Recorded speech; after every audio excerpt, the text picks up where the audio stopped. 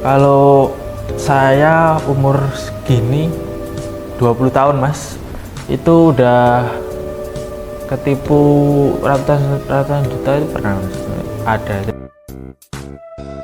Dari dulu usaha saya tuh usaha sendiri, usaha mandiri, dan belum pernah ikut orang, maksudnya kerja ikut orang itu belum pernah.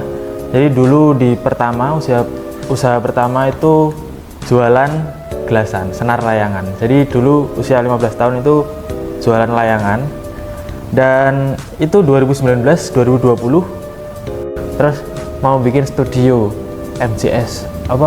Mau bikin studio MCS itu diskusi sama kakak saya. Iya mas, apa ya jenenge? Pengen pakai nama kita kok ojo, susah penyebutannya. Soalnya wis disingkat-singkat, wis dicari-cari, susah. Kita cari yang penyebutannya mudah. Kok Mujur Store disingkat jadi MJS. Maunya itu MJ Studio atau MJS Studio. Itu pun bingung. MJ Studio kan Mujur Studio, atau MJ Studio, MJS Studio ya MJS Studio. Terus diputusin lah namanya MJS, soalnya penyebutannya mudah diingat lah. MJS Studio, MJS Production, MJS Rental. Jasanya siapa? MJS guys, kayak gitulah. Oke, assalamualaikum warahmatullahi wabarakatuh. Perkenalkan, nama saya Naufal Maghrobi, bisa dipanggil Naufal. Saya seorang founder dari MJS Studio, MJS Production, dan juga MJS Rental, dan berdomisili di Desa Burgan Kulon, Kecamatan Semanding, Kabupaten Tuban. Dan studio juga alamatnya ada di Desa Burgan Kulon, Jalan Majapahit, Kecamatan Semanding, Kabupaten Tuban. Jadi dulu kita cerita tentang usaha, dan saya memulai di dunia usaha itu usia 15 tahun mas. Jadi di bangku SMP itu udah mulai mencoba untuk usaha, dan sebelum masuk di dunia usaha itu dulu saya sebagai seorang atlet, dan atlet bulu tangkis lah di Tuban, bukan sampai nasional juga. Jadi dulunya SD sampai SMP itu atlet, jadi kehidupannya ya juga pagi berangkat sekolah, sore latihan, setiap hari seperti itu, sampai lama-lama merasa kayak jenuh gitu mas, karena di dunia atlet kayaknya kok udah nggak bisa berkembang lagi. Jadi memutuskan untuk berhenti latihan, dan SMP kelas 8, kelas 9 itu udah mencoba mulai usaha. Dari dulu usaha saya itu usaha sendiri, usaha mandiri, dan belum pernah ikut orang, maksudnya kerja ikut orang itu belum pernah. Jadi dulu di pertama usaha pertama itu di hobi. Jadi dulu sebenarnya ini bisnis yang bisa diketawain orang boleh, soalnya jualan gelasan, senar layangan. Jadi dulu usia 15 tahun itu jualan layangan, dan itu 2019 2020 itu ada COVID. Nah, pas ada COVID itu kan sekolah libur, diliburkan, yang ngomongnya 2 minggu tapi libur terus. Akhirnya kan siswa nggak berangkat sekolah. Nah, dari situ siswa nggak berangkat sekolah, itu tuh bisa membuat bisnis saya itu malah makin berkembang. Soalnya yang main layangan itu makin banyak, dan setiap hari itu pasti ada layangan. Dan di daerah sini kan di pedesaan mas ya, jadi di pedesaan ini kan banyak sawah, banyak lapangan kosong, dan itu banyak banget dipakai layangan anak-anak muda. Bukan hanya anak-anak sekolah, tapi mas-mas usia 20-an juga main layangan. Bisnis yang tak jalani juga bukan berarti yang layangan itu bukan berarti kok saya suka layangan juga, bukan. Ya ada suka-suka, tapi bukan kok suka banget layangan, bukan. Jadi dulu kan selain jualan layangan sama senar di offline di toko sini, saya juga menjual lewat online shop. Jadi ada toko oranye, toko hijau, itu juga tak jalanin semua, sampai saya nyiptain produk sendiri. Itu gelasan, terus tak kasih nama Ronggolawe mereknya, soalnya kan Tuban ya mas. Jadi tak kasih nama merek Ronggolawe, dan itu berhasil sampai ekspor ke Vietnam, Malaysia, Singapura, beberapa negara luar lah istilahnya. Itu berhasil ekspor produk saya sendiri dengan nama Ronggolawe. Ya, Gelasan Senar itu Mas. Itu dibantu dari online shop juga. Dan juga kan dulu belum punya KTP. Usia 15-16 itu masih pinjem KTP orang tua, KTP-nya ibu. Untuk mulai usaha di all shop ekspor itu. Seperti itu. Lalu gimana kok beralih ke industri kreatif foto dan video ini? Karena setelah COVID kan udah normal lagi, maksudnya siswa-siswa kembali sekolah lagi seperti semula. Jadi dan juga kalau bisnis senar layangan itu musiman, jadi musim pada saat kemarau aja dia bakal rame, kalau masa penghujan juga dia bakal sepi. Dan dulu itu masa penghujan dan benar-benar sepi. Itu sebelumnya beralih ke bisnis fashion, saya jualan baju distro dan lain sebagainya. Terus itu sekitar SMA kelas 1, kelas 2, dan bisnis foto dan video itu mulai di SMA kelas 2, kelas 3.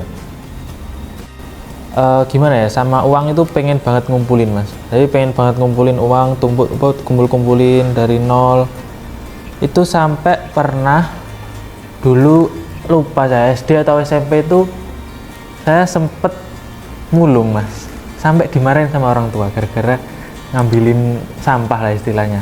Tapi cuma sekali, bukan kok turut saya sebagai pemulung, bukan gitu Mas. Jadi saya sekali itu, bahkan itu masih sekolah ya, sekolah itu saya kok ada rombeng lah, apa istilahnya, orang beli barang bekas, kardus-kardus apa itu kok dapat 20.000 ya, segini dapat 20.000, terus dapat 10.000, itu sampai uang segitu pun aku sampai mutusin buat mulung. Jadi mulungnya itu di depan rumah, cuman sejalan sini tok Mas, jadi cuman 100 meteran tok, dilihat sama tetangga, balik karena sungkan.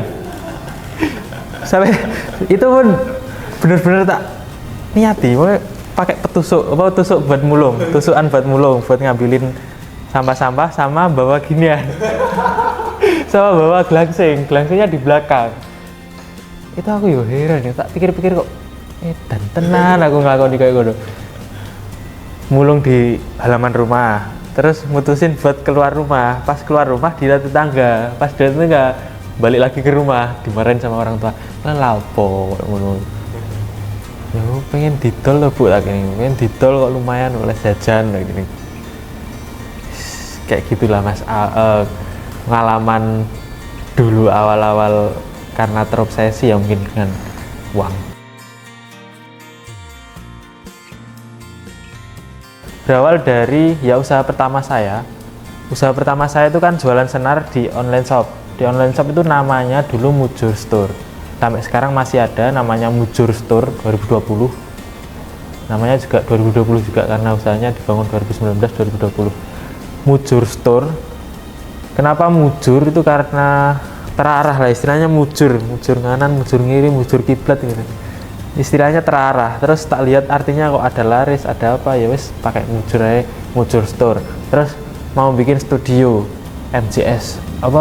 Mau bikin studio MJS itu diskusi sama kakak saya. Iya Mas, apa ya jenenge?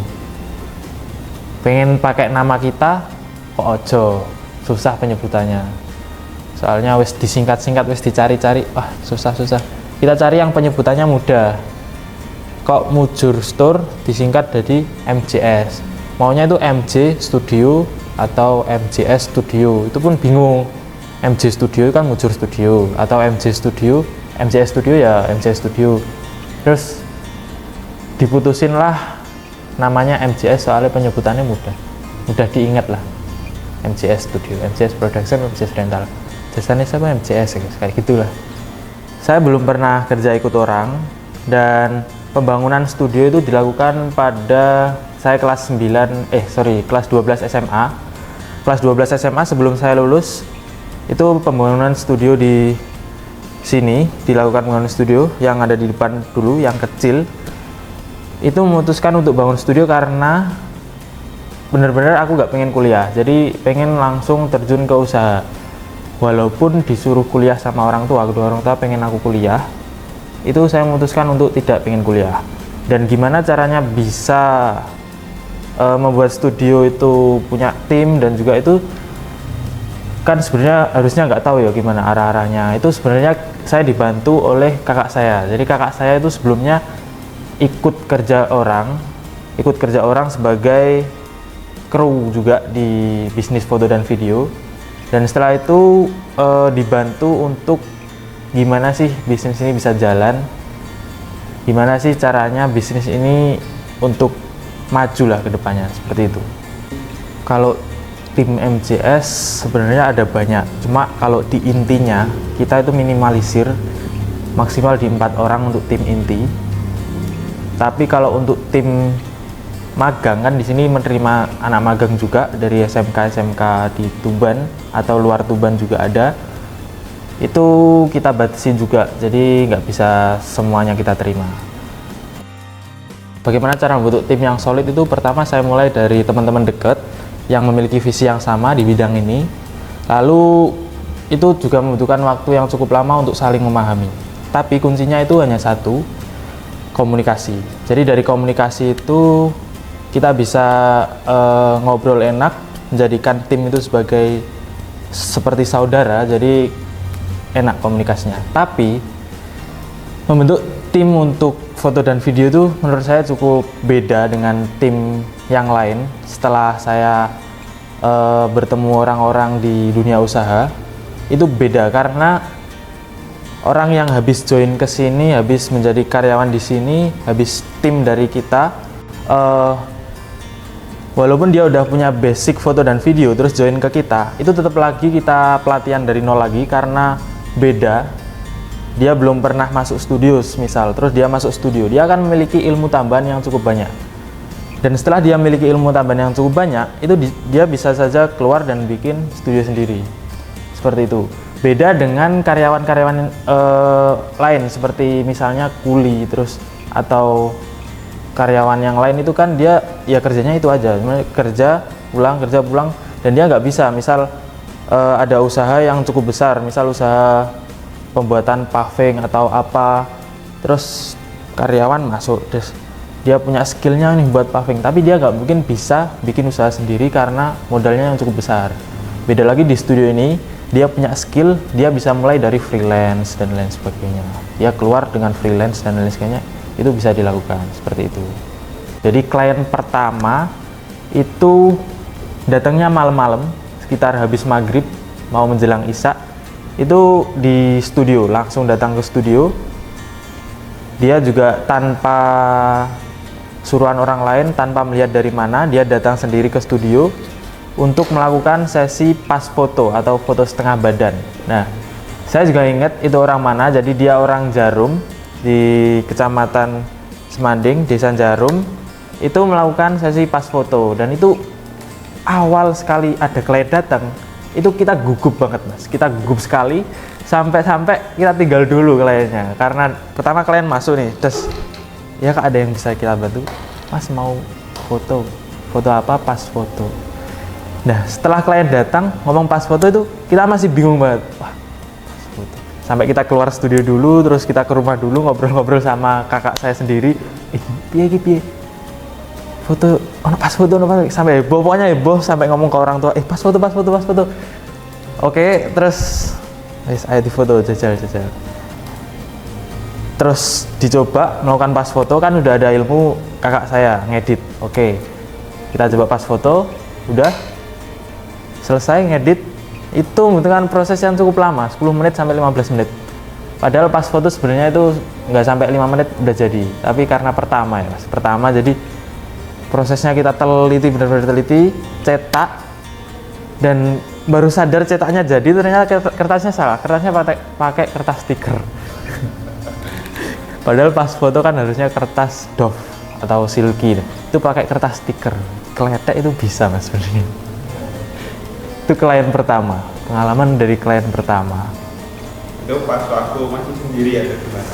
Itu berdua, karena pas kakak saya kan sebenarnya kuliah di luar kota, itu pas kebetulan harinya weekend, jadi pulang ke studio, jadi berdua. Jadi kalau masalah klien yang ruwet, klien yang bisa dibilang aneh ya, mungkin bisa dibilang aneh, itu sering banget terjadi di kita, di MJ Studio Production atau rental. Dan cara menghadapi seperti itu kita hadapi secara, tetap kita layani secara profesional, dan kita arahkan apa yang diinginkan klien, bagaimana revisi seperti apa. Bahkan jika ada revisi tetap kita revisi, tapi dengan ketentuan batasan yang sudah kita sepakati awal, seperti itu. Sehingga klien-klien yang seperti itu, yang awalnya marah-marah di chat, mungkin sampai ada yang misuh-misuh di chat, sampai di spam telepon, tetap kita layani. Nggak kok kita kabur terus kita blokir gitu, nggak. Walaupun kok orangnya ruwet, sebenarnya kita udah, apa sih orang ini, sebenarnya sudah segitu juga. Cuma oh ya, kembali lagi kita itu sebagai pelayan jasa, jadi kita harus mengutamakan pelayanan, dan ya kita layani terus dengan profesional sampai benar-benar klien menemukan titik tengahnya dengan kita, sampai benar-benar oke mas, gak apa-apa mas. Sampai kadang pernah yang klien awal-awal marah, benar-benar marah ke kita, terus sampai dia ngechat lagi ke kita, mas maaf mas ya, tadi sempat marah-marah karena bla bla bla bla, seperti itu. Oke, kalau semisal target itu ada, sebenarnya ada target, cuma bukan berarti kita harus maksa untuk mencapai target itu. Kita jalani aja terus. Kita, yang penting kalau usaha seperti ini sebenarnya kita bisa ngupgrade setiap bulan, itu kita upgrade apa yang ada di studio itu, jangan seperti ini terus, agar klien yang datang ke kita itu setelah datang lagi bisa datang lagi mas. Maksudnya gak hanya sekali datang terus pergi. Jadi seperti itu. Dan pasang surutnya menjalani studio ya kita jalani terus, walaupun nggak ada customer ya kita tetap buka terus. Dan yang paling berat itu sebenarnya kan jam kerja kita itu sebenarnya dari jam setengah 6 pagi sampai setengah 10 malam kan. Setengah 6 pagi sampai setengah 10 malam itu sekitar 16 jam kalau nggak salah. Dan itu harus kita konsisten setiap hari. Bahkan kita nggak ada tutup, setiap bulan itu buka terus. Nah walaupun nggak ada klien tetap kita buka dan kita jalani terus setiap harinya seperti itu. Ini untuk MJS Production ya mas, sebenarnya untuk MJS Production itu kita bekerja di luar, bukan di studio. Jadi untuk produksi-produksi foto-foto yearbook, wedding, terus pas foto di sekolah luar atau yang lain sebagainya, itu kita kerjakan melalui MJS Production. Dan gimana cara mendapatkan klien dari sekolah-sekolah itu sebenarnya kita nggak pernah sebenarnya datang ke sekolah. Sebenarnya bahkan mungkin muridnya yang datang ke studio. Dan itu terjadi karena mungkin adanya promosi di media sosial seperti Instagram. Jadi dari konten-konten yang kita buat mungkin bisa menarik siswa atau bapak ibu guru. Wah ini kok sepertinya jasanya profesional atau bagaimana, sehingga dia datang ke studio dan ngejob kita untuk foto-foto atau video. Kalau kita datang ke sekolah itu biasanya kita yang diminta, bukan kok kita yang menawarkan ke sekolah, tapi kita yang diminta ke sekolah untuk, mas bisa datang ke sekolah untuk meeting ini, bahas ini dan lain sebagainya, seperti itu. Bener, kalau kita menawarkan secara langsung ke sekolah selama ini belum pernah. Jadi dia yang datang melalui langsung ke studio atau ngechat lewat WA atau Instagram, seperti itu. Kalau pencapaian terbesar itu ya kalau dibilang tadi modal dari mana, itu modal sebenarnya dukungan dari kedua orang tua dan juga kakak saya sendiri. Dan pencapaian saya yang menurut saya merasa wah bangga dengan diri saya sendiri, tapi ya masih belum lah, masih jauh yang lebih dari saya. Kalau pencapaian yang menurut saya wah itu bisa menangani event-event dari kabupaten mas. Jadi kita dipercaya untuk menangani event-event yang ada di Kabupaten Tuban. Itu menurut saya wah sekelas saya kok dipercaya menangani ini, dan alhamdulillahnya kok ya lancar gitu Mas. Jadi saya bersyukur bisa menangani event-event yang ada di Kabupaten Tuban, dipercayalah menangani event tersebut. Itu event apa aja? Oke Mas, kalau event di Kabupaten Tuban yang selama ini kita pernah dokumentasikan itu seperti acara Spektanek Karnival, terus Batik Tuban Fashion, terus ada lagi ya apa ya Mas, lumayan lah Mas kalau dari event-event di Kabupaten Tuban. Sampai ada MJS Rental Mas ya kita ya Mas ya.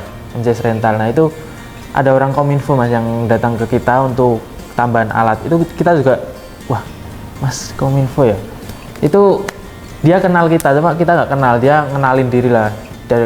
Dia itu kayak ketua Kominfonya, ngambil alat di studio. Nah itu ya enak, kita harus komunikasi sama mas-masnya, dan dia butuh alat tambahan apa, untuk apa. Pas dulu kalau nggak salah itu ada konser lah di Tuban, dia kurang alat wireless kalau nggak salah, itu pinjem di MJS Rental. Itu saya ngerasa wah udah dikenal sampai orang Kominfo Tuban ya ternyata.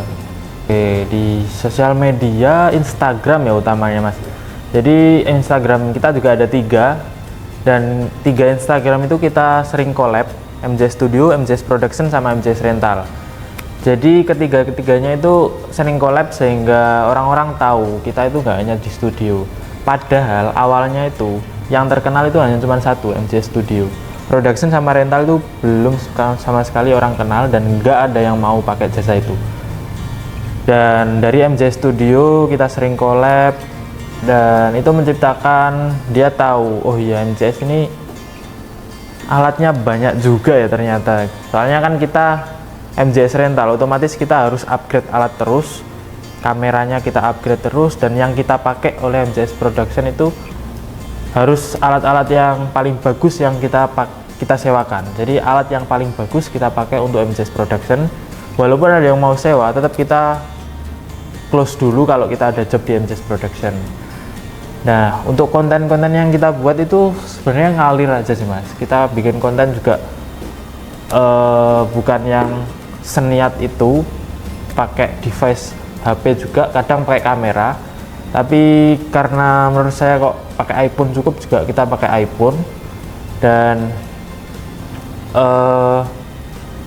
kenapa kok strategi promosi dari MJS Studio itu bisa boom, bisa banyak yang tahu, itu juga karena dulu kan saya lulus SMA bangun studio, dan studio di Tuban itu belum banyak. Dari situ teman-teman saya lulus juga mempromosikan, membantu saya untuk promosi studio saya. Dari situ studio saya bisa dikenal oleh teman-teman Gen Z lah istilahnya. Teman-teman saya sendiri yang baru lulus, yang kebanyakan sekarang udah kuliah, ada yang kerja juga, terus adik kelas, menurun ke adik kelas. Jadi dari saya lulus di sekolah SMA Negeri 2 Tuban, itu dari teman-teman sepantaran saya, adik kelas 1 tingkat, adik kelas 2 tingkat, itu rata-rata kenal MJS. Bahkan sampai yang SMP Kabupaten Tuban itu rata-rata kenal MJS. Seperti itu. Terus gimana kok orang-orang mau ngepost fotonya di MJS Studio, itu sebenarnya karena komunikasi lagi Mas. Gimana cara pelayanan kita, soalnya kalau bisnis pelayanan jasa itu yang diutamakan itu tetap satu, komunikasi. Bagaimana kita komunikasi ke orang, kita tatap-tatapan dengan orang, 1, 2, 1, 3, 1, 10. Gimana caranya kita bisa menjadikan klien itu sebagai teman, jadi bukan hanya sebagai klien. Walaupun kok dia pertama datang sebagai klien, kita nggak kenal, kita nggak saling kenal, itu kita tetap setelah foto kan ada proses editing yang membutuhkan waktu Mas ya. Dari waktu itu saya nggak akan membiarkan klien saya diam atau klien saya bicara dengan temannya, dan itu harus bisa bicara komunikasi dengan kita. Jadi ngalir, kita dengan klien itu bisa jadikan klien sebagai teman, dan kita jadi temannya dia juga. Dan dari situ kita bisa kenalan Instagram, dan dia mau ngepost fotonya di Instagram, seperti itu. Oke, dengan adanya pesaing yang semakin banyak, itu akan menjadikan kita motivasi untuk terus berkembang. Jadi adanya pesaing A, B, C, oh dia seperti ini. Jadi kita juga harus tahu pesaingnya itu berjalan di bidang apa dan juga dia bagaimana, dan kita juga harus menjadikan itu motivasi bagi kita sendiri dan tim kita untuk menambah, dan kalau dia seperti ini kita harus seperti ini, seperti itu. Di MJS Rental itu kita nggak pernah menjadikan pesaing sih mas. Kalau MJS Rental kan otomatis vendor-vendor datang ke kita untuk nyewa kamera. Nah dari situ kalau MJS Rental sendiri kita juga apa adanya, dia mau butuh kamera apa kita siapkan, dan kita nggak pernah kayak misal vendor ini lo nyewa neng aku masuk ke jasa aku, nggak pernah. Itu juga kita private semuanya. Jadi misal ada vendor A, B, C itu juga kan kita membantu istilahnya. Kalau MJS Rental itu pengennya kita juga membantu untuk siswa-siswa, juga kadang kita kasih diskon, apalagi teman saya sendiri butuh alat A, B, C untuk tugas A, B, C, atau vendor A, B, C untuk menggarap project A, B, C, kan dia punya skill tapi nggak punya alat semisal. Jadi kita bantu untuk menyiapkan alat yang dia butuhkan seperti apa, dan kadang kita bantu juga dia mau ngetek kita bantu repost agar namanya juga ikut naik, seperti itu. Sebagai fotografer atau videografer itu dari kakak saya sendiri. Kalau saya itu basicnya sebagai seorang usaha atau pengusaha, jadi bisa menata usaha ini, mensiasati pesaingnya gini-gini, kita harus gini-gini. Kalau yang ngejalani seperti ngefoto apa atau video itu lebih ke kakak saya. Jadi dua yang harus digabung lah istilahnya, saya sama kakak saya itu beda. Ya, ya, yang di lapangan dan yang ngejalani, yang mikir gimananya itu harus ada. Kalau bikin usaha itu dua itu harus ada. Dan inspirasi kakak saya mungkin dari studio di luar kota ya mungkin. Kalau inspirasi saya sendiri sebagai usaha itu dari seorang pengusaha, investor, dan juga investor lah dia. Dia juga berbagi-bagi setiap harinya, itu namanya Timothy Ronald mas. Oh, oke. Kalau saya umur segini 20 tahun mas, itu udah ketipu ratusan juta itu pernah ada. Jadi kalau ketipu awal dulu masih belum 17 tahun, masih anak-anak, itu ketipunya tolol juga pernah. Ini ceritakan ya Pak, kenapa itu? Jadi ya bisa dibilang tolol, tapi itu juga jadi pengalaman ke depan sehingga nggak pernah ketipu lagi. Jadi itu karena kita beli kamera, saya sendiri sebenarnya yang beli kamera, tergiur dengan harga murah yang pasarannya sekitar 3 juta tapi dia jual sekitar 1,4 kalau nggak salah. Itu ketipunya karena kita biasanya kan pakai Rekber kan biasanya aman, Shopee atau Tokopedia gitu. Tapi ini karena itu kita transfer terlebih dahulu, dia sebenarnya udah ada niatan nipu dari awal, tapi kita belum paham. Jadi ketipunya itu karena dia udah ngirim ngirim resinya, udah keluar resinya, dikirim, difotoin ke aku, dan aku nggak fokus, tak lihat, oke aman, tak transfer udah selesai, terus tak cek lagi resinya, duh aku editan, resinya itu editan mas, tak zoom itu kelihatan banget editan, kok editan, aku anjay apa yang sih kok editan, terus itu masih di bank, posisi masih di bank BRI Jalan Mojopahit. Itu ada petugasnya keluar, itu maghrib mas, sudah tutup kan di ATM. Terus aku bilang ke mbaknya, mbak ini kalau udah transfer bisa nggak mbak dikembalikan mbak? Wah nggak bisa mas, kalau ngeblokir rekeningnya masih bisa, kalau kembaliin itu nggak bisa. Langsung dep, pasrah. Itu pas awal usaha sebenarnya mas, belum punya uang, ya uang sendiri. Jadi 1.400.000 tuh menurut saya banyak banget, soalnya ya masih SMP juga, kok ketipu 1.400.000 itu nggak makan sehari. Oh, itu ketahuan orang tua nggak itu?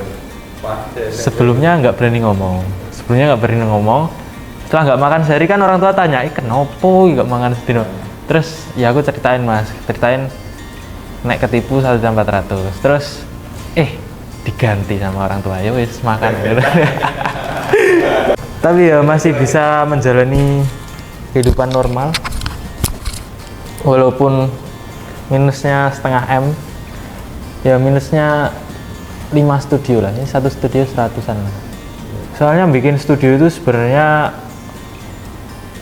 modal dan juga yang kita jalani itu kita jalan terus, sehingga nggak ngitung sama nggak ngitung apa yang keluar, tapi ada terus. Dan prinsip saya itu nggak boleh ngutang, jadi jangan sampai ngutang kemanapun, maupun pinjem orang tua atau apa itu.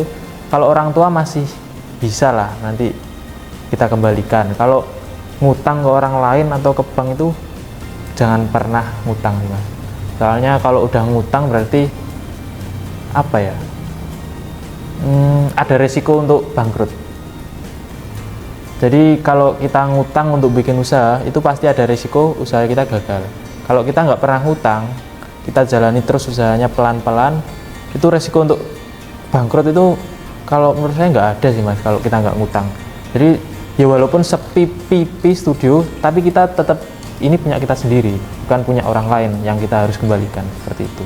Tips untuk anak-anak muda mungkin yang baru lulus SMA, masih bingung mau kuliah atau kerja, tuntutan orang tua mau gini, itu kalau bisa jangan ngikuti tuntutan orang tua mas. Kalau bisa percaya sama diri sendiri, tapi udah bener-bener matang, maksudnya udah kalau gini ya resikonya gini, yang didapat gini.